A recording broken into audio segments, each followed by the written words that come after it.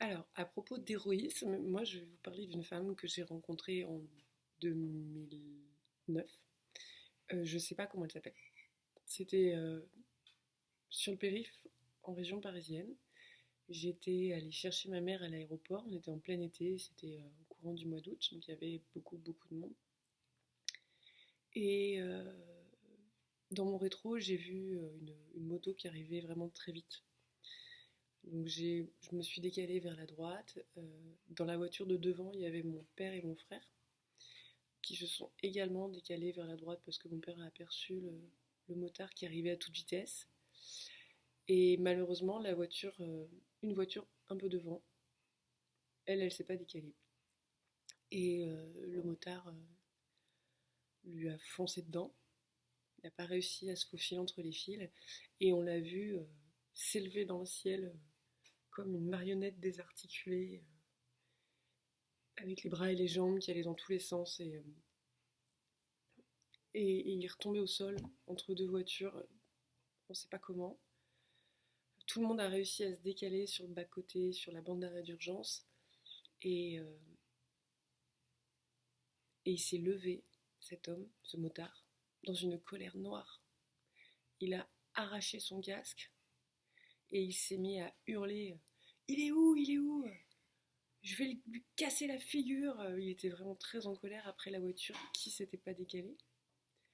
Et à ce moment-là est arrivée une autre moto, euh, conduite par une femme, qui s'est garée à côté de lui et qui lui a dit: Mais t'es fou, fallait pas enlever ton casque. Allez, allonge-toi maintenant. Et le motard était dans une telle colère il l'a pas écouté.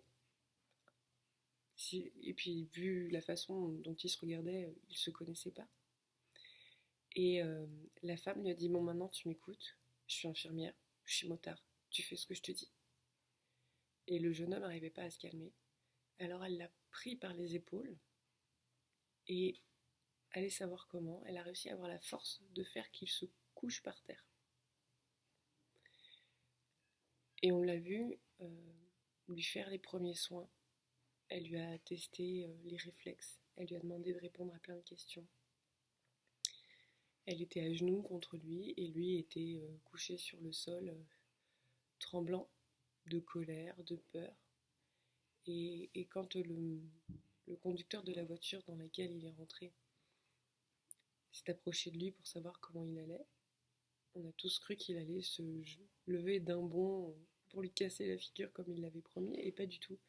En fait, la manipulation de la jeune femme avait réussi à l'apaiser et il était en train de réaliser qu'il aurait pu mourir, voilà, qu'il aurait pu passer sous les roues de n'importe qui et y rester.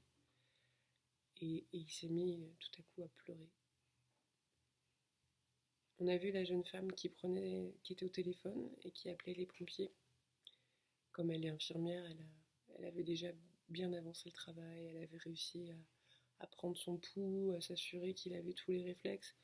En fait, ce monsieur était un miraculé, mais pour moi, le héros de cette scène, c'est pas lui, c'est cette jeune femme qui a réussi à s'opposer à cette colère, mais une colère immesurable. Et avec ses petites épaules de jeune femme, dans sa coque de moutarde, elle a réussi à faire qu'il s'assied, qu'il s'allonge, qu'il écoute et surtout qu'il s'apaise, qu'il transforme vraiment cette colère effrayée en juste soulagement, parce qu'il était vivant. Les pompiers sont arrivés, ils ont pris la relève, la jeune femme leur a donné toutes les instructions et tous les conseils qu'elle pouvait leur donner en fonction de ce à quoi elle avait assisté. Elle nous a demandé à nous si on allait bien. Bon, bien évidemment, on était un peu sous le choc, mais tout le monde allait bien. On a laissé le camion repartir, et puis on a repris la route chacun de notre côté. Et, euh, et elle est partie comme ça.